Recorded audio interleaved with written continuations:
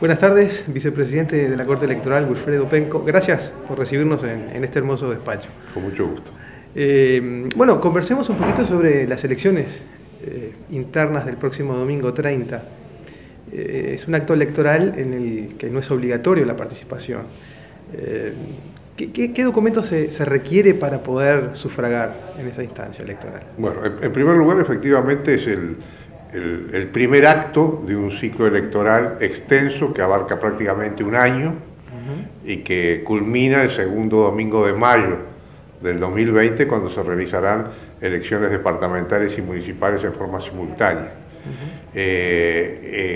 Es además el acto más complejo de todo el proceso electoral, porque en realidad se trata no de una elección, sino de tantas elecciones simultáneas como partidos participan en esta oportunidad. Por eso, si bien se recibirán los votos de quienes concurran a las comisiones receptoras de votos para todos los partidos, a la hora en que se abran las urnas, que se abran los sobres y que vayan apareciendo las hojas de votación correspondientes, estas tendrán que empezar a ser ordenadas por partido político, y después de labrar un acta del escrutinio general del circuito, los miembros de mesa tendrán que pasar a hacer el escrutinio particularizado de cada partido, y sobre cada escrutinio particularizado tendrán que labrar el acta correspondiente. Eso da la pauta de la complejidad del acto, sobre todo a la hora del escrutinio, y este es, como digo, es el inicio de un largo proceso electoral que justamente los resultados del próximo domingo van a habilitar las instancias que siguen, porque de esta elección van a surgir, por un lado, los candidatos únicos a la presidencia de la República por partido político, y van a también a integrarse las convenciones u órganos deliberativos nacionales que habrán de elegir el vicepresidente, es decir, completando la fórmula presidencial, y las convenciones u órganos departamentales en cada departamento, que van a elegir los candidatos a intendente de cada partido en cada departamento. Quiero hacer un paréntesis, Penco, con respecto a la elección de los órganos, tanto deliberativo nacional como el departamental. Se va a elegir en esta instancia, ¿verdad?, en la misma elección en la que se procede a la elección de los precandidatos. Pero después las convenciones tienen un plazo determinado para sesionar y ellas elegir a sus candidatos, ¿verdad? Sí, efectivamente. ¿Qué plazo, cuál es el plazo? Ese plazo lo va a establecer la Corte en la reglamentación de esas convenciones en cuanto al contralor que la normativa vigente establece para la Corte como competencia con referencia a dichos órganos. Es decir, la Corte va a reglamentar, entre otras cosas, la fecha máxima en que pueden realizarse tanto las convenciones u órganos deliberativos nacionales como las departamentales. Lo cierto es que el plazo máximo para registrar, con referencia a la elección de octubre, la fórmula presidencial es el 15 de septiembre. Por lo tanto, esa es la fecha de referencia que tomará la Corte para establecer el plazo máximo para que se reúna el órgano nacional. En cambio, el órgano departamental tiene una fecha mucho más amplia, que incluso se extiende al año próximo, pero concretamente y con relación a la elección nacional y a la fórmula presidencial, esta tiene que ser registrada ante la Corte antes del 15 de septiembre, y por lo tanto la convención, que es la que elige el candidato a vicepresidente o eventualmente al propio candidato a presidente, si este no es elegido directamente el próximo domingo, con la mayoría absoluta de los votos válidos a su partido, o por lo menos el 40% con 10 puntos de diferencia respecto del candidato que le siga en cantidad de votos.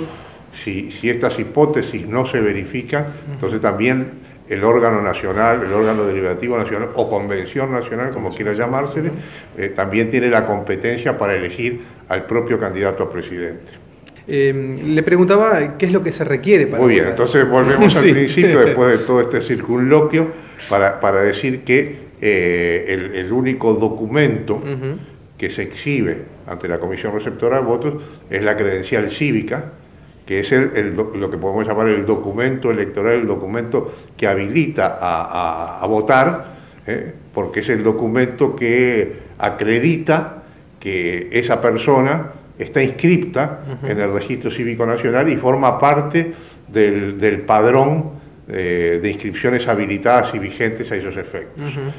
En el caso de la elección interna, la fecha de cierre del padrón fue el pasado 29 de marzo, es un cierre ficto del padrón, porque con posterioridad al 29 de marzo hubo personas que se siguieron inscribiendo, se siguieron incorporando al Registro Cívico Nacional hasta el 15 de abril, pero esas personas ya no integran el padrón para pueden votar junio, entonces, no pueden votar y podrán hacerlo sí en octubre, pero no en esta oportunidad.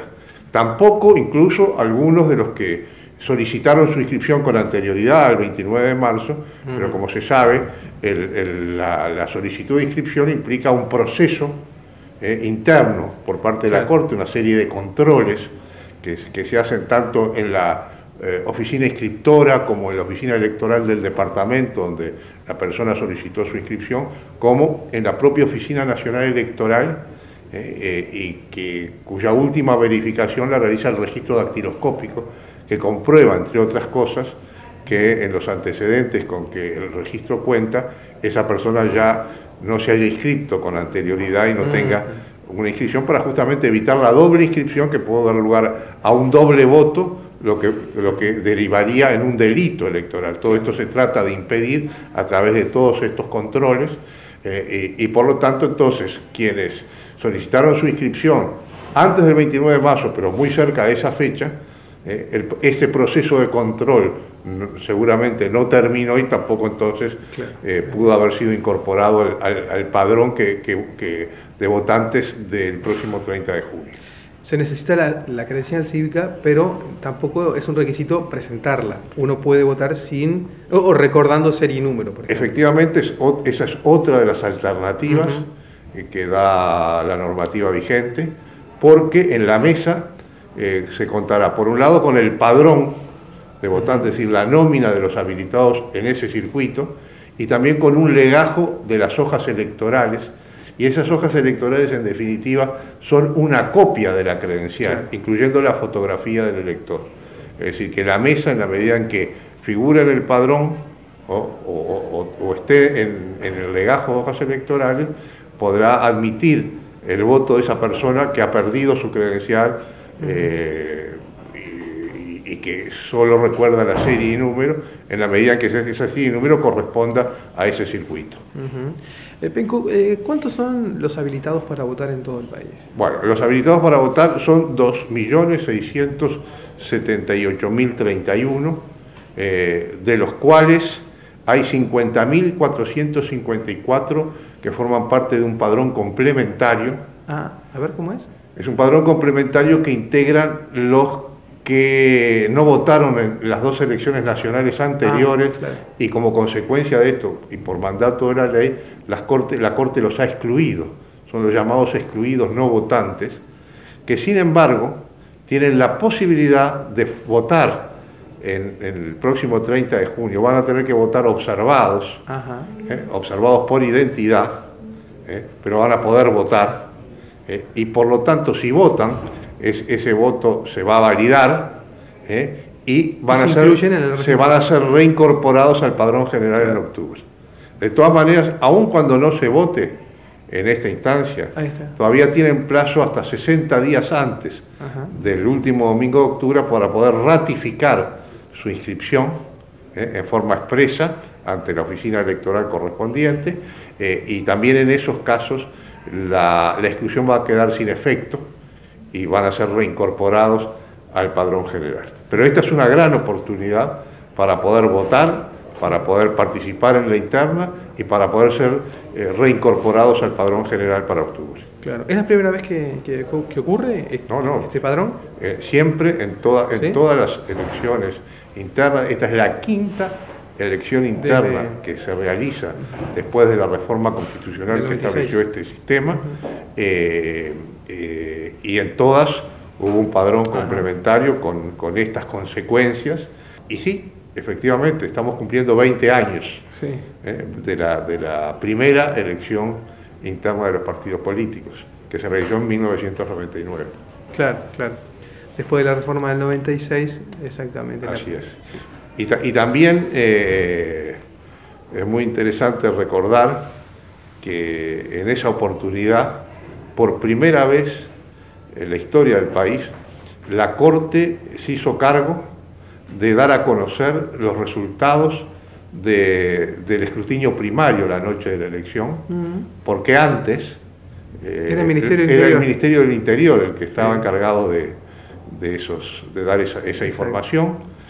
Pero justamente como consecuencia de la reforma, la ley que reguló las elecciones internas y la modificación de la ley de elecciones le otorgó la competencia de dar esos resultados a la Corte, como por otra parte correspondía, ya que es el ente constitucional encargado en la materia. Bien, Penco, después de este repaso por la historia, quiero volver un poquito a lo que es el acto del próximo domingo, el acto eleccionario. ¿Cuál es la cantidad de circuitos que va a haber, tanto en el interior como en Montevideo? Bueno, un total de 77.066 circuitos, de los cuales 2.592 pertenecen a Montevideo, y el departamento que tiene menor cantidad de circuitos es Flores, que tiene 65. El resto se distribuye en el resto de los departamentos. Conviene recordar igual, yo sé que mucha gente lo sabe, pero recordemos el horario de votación y que también existe una prórroga en el caso de que exista... Efectivamente, se va a empezar a recibir votos a partir de las 8 de la mañana, y el horario de votación se va a extender hasta las 19:30, pero si llegada esa hora hay todavía electores dentro del local donde funciona la comisión receptora de votos que no han podido sufragar, la comisión podrá extender el horario hasta una hora más para permitir a esos votantes o a esos electores que no han podido sufragar y que están dentro del local hacer ejercicio de su derecho al sufragio. Penco, estamos de acuerdo que es una elección quizás atípica, si se puede decir, por la cantidad de partidos políticos, que también la cantidad de precandidatos que hay. ¿Recuerda las cifras de la cantidad de precandidatos? Sí, pero efectivamente, juntamente con los partidos políticos. Sí, en primer lugar, van a participar 15 partidos políticos, es decir, 5 más que en la elección del 2014, y van a participar 28 precandidatos. El que presenta más precandidatos es el Partido Colorado, que presenta 6 precandidatos. El que le sigue es el Partido Nacional, que ha registrado 5 precandidaturas. El Frente Amplio 4, el Partido de la Gente 2 y los demás partidos 1 cada uno. También se ha dado un fenómeno muy interesante, y es el alto número de hojas de votación que se han registrado en todo el país. Se han registrado 3.411 hojas de votación, entre hojas que llevan el nombre del precandidato presidencial y la nómina de candidatos a la Convención Nacional, y la otra que lleva a los candidatos al órgano departamental o convención departamental. Se han registrado a nivel nacional 1.363 hojas de votación al órgano nacional y 2.048 a los órganos departamentales. ¿Se estima en qué plazo la Corte Electoral puede brindar los resultados primarios o realizar un escrutinio primario? Bueno, en primer lugar, en el 2014, con un procedimiento que ha sufrido modificaciones para esta elección, la Corte Electoral recién pudo completar de incorporar al sistema informático los resultados de todas las hojas de votación sobre las 5 de la tarde del día siguiente. Ajá. Es decir, se trabajó toda la noche del domingo y se trabajó toda la madrugada, toda la mañana y parte de la tarde del día lunes, del día siguiente. ¿En qué consistía la labor en aquella oportunidad? Por un lado, en digitar en las oficinas electorales los datos que resultaban de cada copia del acta de escrutinio correspondiente, tanto del acta del escrutinio general como de las actas de los escrutinios particularizados, aunque algunos de esos circuitos, o en algunos de esos circuitos, en el 50%, se habían usado ceibalitas. Ajá. Con un programa que ya digitalizaba directamente en las propias mesas los datos correspondientes. De todas maneras, la mitad del país, los datos correspondientes a la mitad del país debía ser digitalizado, y eso llevó todo este trabajo enorme, claro, que duró tantas horas, llevó tantas horas de labor en aquella oportunidad. Ahora hemos cambiado el procedimiento, porque en cada mesa de votación se va a contar con una tablet, ajá, con una aplicación, y a la hora del escrutinio el secretario de la comisión receptora va a ir abriendo los sobres. De cada sobre irá extrayendo las hojas de votación correspondientes, las irá exhibiendo al resto de los miembros y a los delegados partidarios. El vocal va a ir llevando la planilla voto a voto que ha llevado tradicionalmente, en forma manual, describiendo el contenido de ese sobre que el secretario ha mostrado, y el presidente va a llevar la tablet y va a ir registrando los números de las hojas de votación que van apareciendo, simplemente los números que identifican a cada hoja de votación, las va a ir digitando al órgano nacional o al órgano departamental en las pantallas correspondientes. Se va a limitar exclusivamente a eso. Cuando se abra el último sobre, tanto el vocal como el presidente harán la misma operación en la planilla manual y en la aplicación correspondiente. Cuando se termina con el último sobre, la aplicación va a quedar de lado y ahí empieza lo que llamamos el escrutinio general del circuito. Claro. Es decir, se van a empezar a contar partido por partido las hojas que se han venido colocando en las pilas correspondientes al órgano nacional y al órgano departamental, es decir, cuántos votos tuvo cada partido al órgano nacional y al órgano departamental, y todos esos datos van a ser escriturados en el acta de ese escrutinio general. Terminado esta etapa, se va a pasar a los escrutinios particularizados. Se va a empezar con el primer partido, que se va a tomar la pila de hojas al órgano nacional, se van a empezar a analizar y se van a redistribuir por precandidato.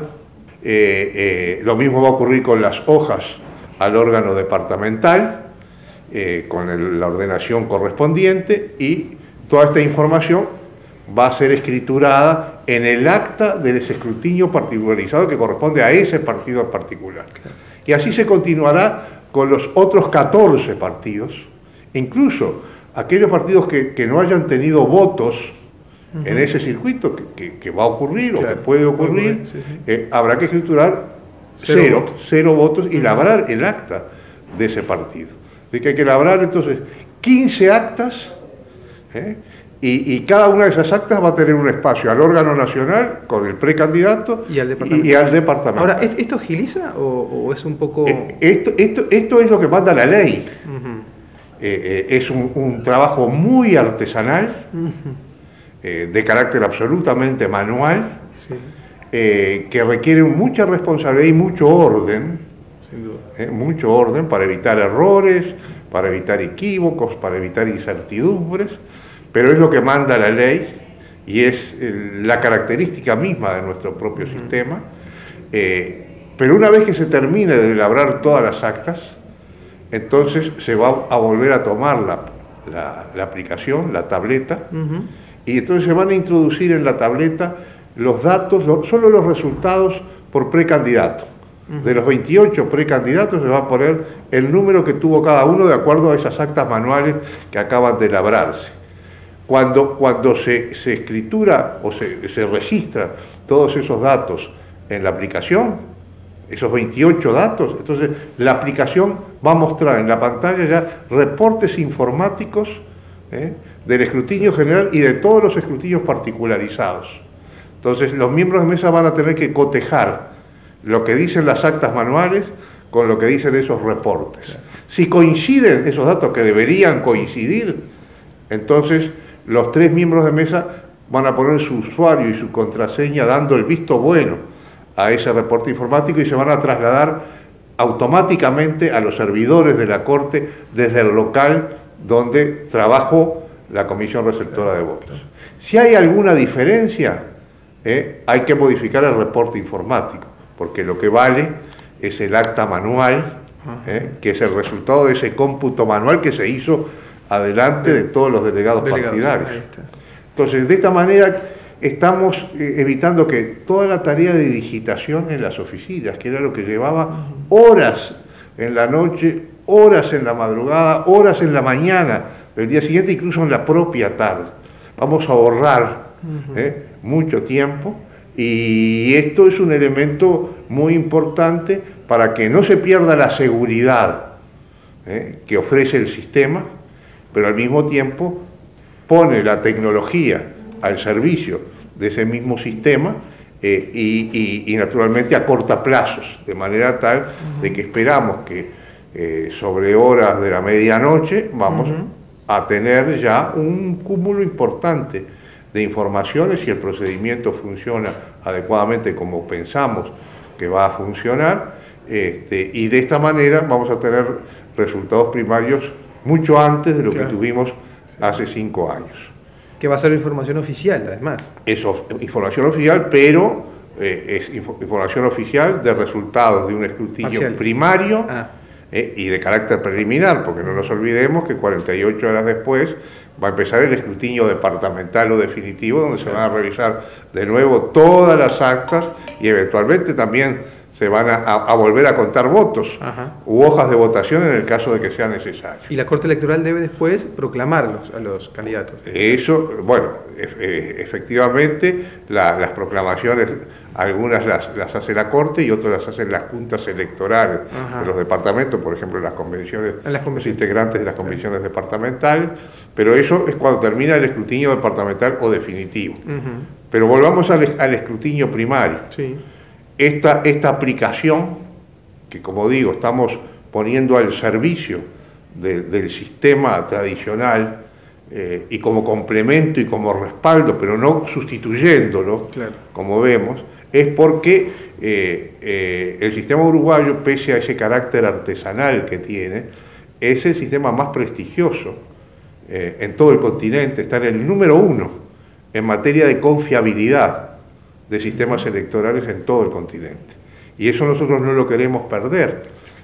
En todo caso, ponemos, como digo, la tecnología al servicio del conjunto de garantías que rodea el sistema tradicional y en todo caso también aprovechando para incorporar alguna garantía más o dándole incluso más transparencia, porque del mismo modo que estamos suprimiendo o disminuyendo solo a los casos de contingencia la digitación en las oficinas electorales de los datos, contingencia cuando por ejemplo una tableta se rompió o quedó sin batería y no pudo ser sustituida a tiempo, para esos casos habrá que digitar entonces los datos del acta manual, es decir, del mismo modo que reducimos a esas situaciones que esperemos que sean las mínimas o que no existan, estamos agregando sí una tarea en las oficinas electorales, que es escanear las copias de esas actas de escrutinio.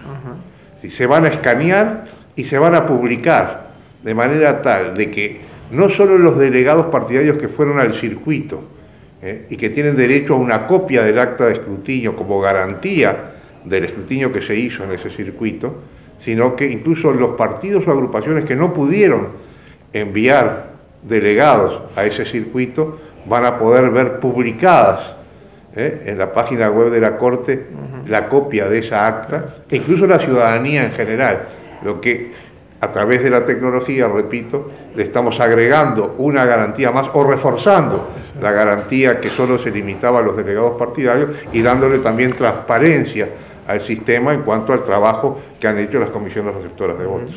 Penco, usted me hacía referencia y resaltaba el carácter cristalino, ¿verdad?, de las elecciones, que en Uruguay, que es reconocido a nivel internacional. Va a haber, son invitados, personalidades invitadas del exterior, ¿verdad? ¿Qué cantidad de, la delegación cómo se compone, qué cantidad de personas vienen, de qué países? Son invitados por la Corte Electoral, en primer lugar. No observadores. No observadores, no integran misiones de observación, porque nuestra legislación no prevé la existencia de misiones de observación, a diferencia de otros países, y por lo tanto son invitados de la Corte Electoral, que participan en carácter de acompañantes de este proceso, vienen a conocer nuestros procedimientos, a profundizar en los mismos, y son o autoridades de organismos electorales de otros países latinoamericanos, o personalidades del mundo electoral que han sido magistrados o han presidido órganos electorales en el pasado. Sí, todas figuras de gran prestigio en este ámbito, en el continente, que están llegando a Montevideo a participar y acompañarnos de este proceso electoral y con ese alcance. Penco, quiero ir un poquito a lo que es el sufragio en sí mismo, ¿verdad? El ciudadano, cuando vaya a votar, cuando ingrese a una mesa receptora de votos, se va a encontrar con dos papeletas en el cuarto secreto, ¿verdad? Se va a encontrar con dos papeletas. Tiene que votar las dos, introducir las dos en el sobre, puede hacer por una de ellas. ¿Cuándo se anula el voto y cuándo no? ¿Me podría explicar, por favor? Bueno, primero, antes de avanzar un poco en la respuesta a esta pregunta, quiero decir que efectivamente el elector va a entrar al cuarto secreto y va a encontrar en una mesa distribuidas hojas de votación ordenadas por partido, con las distintas opciones que existen tanto al órgano nacional con el precandidato como al órgano departamental. Pero es de carga de los delegados partidarios llevar las hojas de sus agrupaciones y de sus partidos a cada circuito, y no todos lo hacen necesariamente, es decir, que no va a encontrar todas las hojas registradas en el departamento, seguramente el elector, y para evitar entonces la circunstancia que puede plantearse de que no encuentre las hojas que quiere introducir en el sobre, siempre recomendamos que lleve consigo las hojas de su preferencia, y sean esas las que introduzcan el sobre. Eso en primer lugar. Sí, está bien. En segundo lugar, puede efectivamente elegir dos hojas de votación, una al órgano nacional con el precandidato y otra al órgano departamental. Una es de mayor dimensión que la otra, y las dos introducirlas en el sobre. Puede también elegir solo una, la hoja nacional, y no introducir la hoja departamental. O la departamental. O puede elegir la departamental y dejar fuera la hoja nacional. Son opciones todas legítimas, aunque lo que predomina siempre es introducir las dos hojas. Ahora bien, ¿qué pasa si introduce una hoja de un partido y una hoja de otro partido, ya sea nacional o departamental? Bueno, eso va a tener como consecuencia la anulación de esas hojas de votación ya en el escrutinio general del circuito. Puede ocurrir que introduzca una hoja con un precandidato de un partido político y una segunda hoja también nacional con otro precandidato del mismo partido. Ahí está, ¿qué pasa? Del mismo partido. En ese caso, cuando se extraigan las hojas y se muestren que son dos hojas con dos precandidatos diferentes que corresponden al mismo partido, entonces esas hojas se van a abrochar y se van a colocar en la pila de las hojas al órgano nacional, y se va a computar como un voto al partido, al partido en el acta de ese escrutinio general. Pero cuando se pase al escrutinio particularizado, que ahí se pasa al análisis dentro de cada partido, de cada hoja de votación, cuando se retomen esas dos hojas y se verifique que corresponde a dos precandidatos diferentes, ahí van a ser anuladas. Claro. Van a ser anuladas recién en esa instancia, en la instancia del escrutinio particularizado.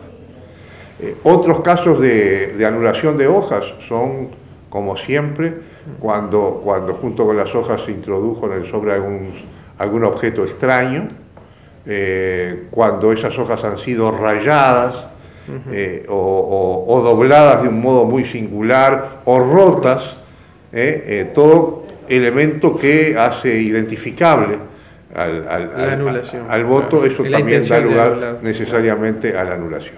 ¿Qué pasa si alguien solamente introduce en el sobre la hoja al deliberativo departamental? Es un voto para integrar el deliberativo, pero no es a un candidato en particular, ¿o sí? Es una lista, a la lista de candidatos, porque la hoja departamental no lleva precandidatos. No lleva precandidatos, por eso. Entonces es solo un voto a la lista de candidatos al órgano departamental. No hay precandidatos. En lo que tiene que ver con la nacional, ni al precandidato, ni a la integración del órgano nacional, la persona está votando, claro. Y por lo tanto eso se considera en el lenguaje técnico electoral un voto en blanco parcial. Ajá. Porque votó una de las hojas, claro, y dejó en blanco la opción respecto a la otra.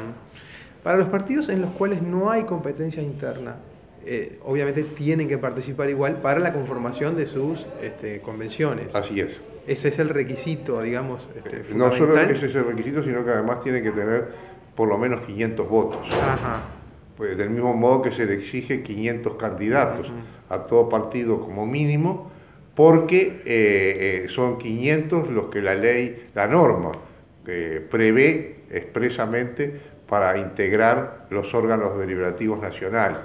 Por lo tanto, si no tuviera 500 candidatos, ese órgano no lo podría integrar, claro. Y si no tiene 500 votos, tampoco podría hacerse la operación numérica para integrar el órgano con 500 miembros. ¿Las dos convenciones llevan la misma cantidad de integrantes? No, la Convención Nacional son 500 miembros, indefectiblemente. La Convención Departamental es el cuádruple de lo que le correspondió al departamento para integrar la Convención Nacional o el órgano nacional, con un mínimo de 50 y un máximo de 250 en cada departamento. Peco, una más. ¿Va a haber voto observado y en qué circunstancias? Y no hay, ya desde hace algún tiempo, el voto interdepartamental, ¿no? Sí, efectivamente. La última elección en la que se admitió el voto interdepartamental fue en la elección de 1971. Después fue suprimido y por lo tanto desde entonces, desde 1984, ya en el plebiscito de 1980, pero fundamentalmente en la primera elección que hubo después de la salida de la dictadura en 1984, ya no hubo voto interdepartamental y no lo ha habido hasta desde entonces. ¿El caso de los observados cómo es concretamente? Bueno, en el caso de los observados pueden ser observados simples u observados por identidad. El que vota, por ejemplo, fuera de su circuito, un miembro de mesa, que le ha correspondido actuar como tal, claro, pero no es el circuito donde le corresponde votar, está autorizado a votar, pero vota observado. También el custodia, también eventualmente funcionarios electorales que asistan a comisiones receptoras de votos, también pueden votar observados fuera de su circuito, pero tienen que votar observados simples. En el caso de los circuitos rurales, en Montevideo no hay circuitos rurales, pero sí lo hay en los 18 departamentos restantes. Una persona puede votar fuera de su circuito siempre y cuando vote en un circuito rural de su departamento y su inscripción cívica corresponda a otro circuito rural del mismo departamento. También esa es otra circunstancia para que pueda votar y vote observado simple. En cambio, es observado por identidad, por ejemplo, quien no exhibe la credencial, porque la perdió, va a la mesa donde le corresponde votar, figura en el padrón, pero no figura su hoja electoral. Ajá. Entonces, esa persona que no exhibe su credencial va a tener que votar necesariamente observada por identidad. Uh-huh. También, en el caso de que la exhiba, pero no aparece ahí ni en el padrón ni en la hoja electoral, también en ese caso va a ser observado por identidad, y esa credencial se le va a retener. Uh-huh. También es otra hipótesis prevista en la reglamentación. También va a ser observado quien exhibe la credencial, no figura en el legajo, pero sí figura en el padrón, va a ser observado, pero observado simple. Y lo mismo a la inversa, figura en el padrón, pero no figura en la hoja electoral, pero exhibe la credencial, entonces va a ser observado, pero observado simple. Y también tenemos otro caso de observación por identidad, que es cuando una persona exhibe la credencial, está en el legajo, aparece en el padrón, pero algún miembro de mesa dice, esa persona dudo de que sea la que pretende ser y que esa documentación que está exhibiendo le corresponda, y entonces en ese caso también va a tener que votar observado y por identidad. Es decir, en todos los casos de observación por identidad, a diferencia de la observación simple, se le tiene que tomar la impresión dígito pulgar. Uh-huh. Todos los votos observados, tanto simples como por identidad, no son escrutados la noche de la elección, son estudiados en el escrutinio departamental, y aquellos que son validados recién entonces se escrutan en ese escrutinio departamental, que es el escrutinio definitivo, que empieza 48 horas después de la elección en cada oficina electoral departamental, presididos por cada junta electoral del departamento. ¿De qué porcentaje podemos hablar históricamente de votos observados? Es una cifra que se ha ido reduciendo. Ajá. Naturalmente que era una cifra muy alta cuando existía el voto interdepartamental, claro. Porque ese también era un voto observado, pero en la medida en que va quedando reducida a estas situaciones que solo se dan en casos excepcionales, la cifra de votos observados no es una cifra indicativa, y además, por otra parte, en general, sigue la tendencia de los votos escrutados la noche de la elección. Penco, existe una veda, va a existir una veda a partir de 48 horas antes de las elecciones. ¿En qué consiste? Sí, a la hora cero del viernes anterior a la elección comienza una veda en materia de publicidad electoral, y también están prohibidas todo tipo de manifestaciones públicas de carácter político, o también de manifestaciones que tiendan a incidir en el elector, y del mismo modo hay una veda en materia de expedición de bebidas alcohólicas, pero esta comienza a las 19:30 horas del sábado, el día anterior a la elección, y se extiende durante toda la jornada electoral hasta las 20:30, que es la hora máxima en la que pueden recibirse sufragios en una comisión receptora, y en relación con los espectáculos públicos y también con otro tipo de manifestaciones públicas, están prohibidas durante la propia jornada electoral, es decir, desde las 8 de la mañana hasta las 20:30, tampoco podrán realizarse espectáculos públicos en ningún lugar del país. Y estas son las prohibiciones fundamentales que, sin embargo, excluyen la posibilidad de poder entregar hojas de votación, claro, que podrán hacerse durante todo el día, durante el viernes, durante el sábado y también durante la propia jornada electoral, pero durante la jornada electoral hay una limitación para esta actividad, y es que las hojas de votación solo pueden ser entregadas por lo menos a 100 metros de los locales donde funcionan circuitos.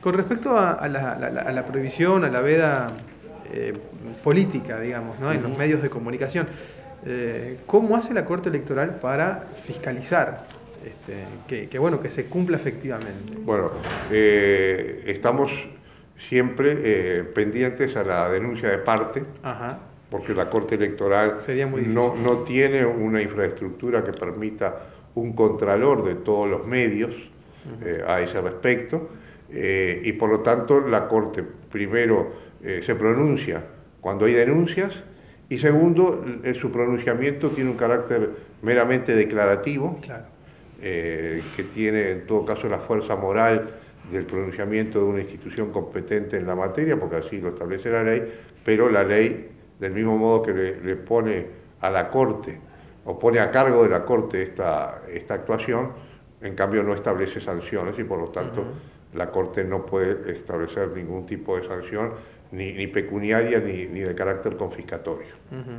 En cuanto a la financiación de los partidos políticos, ¿se determina también a partir de la cantidad de votos que surjan? Sí, efectivamente, en este caso se paga, el Estado le paga por voto al partido político, una cantidad de 13 unidades indexadas, que al precio de hoy implica 55 pesos por voto, que se divide un 40% para el candidato presidencial, un 40% para la lista de candidatos al órgano nacional y un 20% para la lista de candidatos al órgano departamental.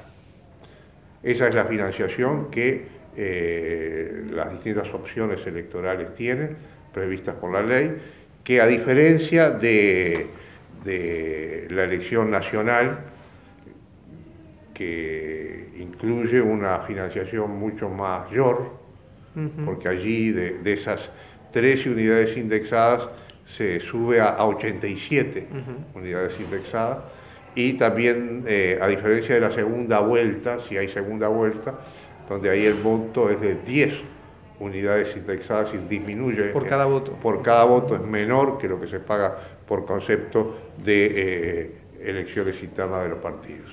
Esta es la financiación entonces que reciben las agrupaciones por parte del Estado, y es lo único que está regulado en la materia, porque a diferencia de las elecciones nacionales o de las elecciones departamentales, en este caso los partidos o las agrupaciones no tienen la obligación de presentar ni presupuestos ni rendiciones de cuentas en la materia.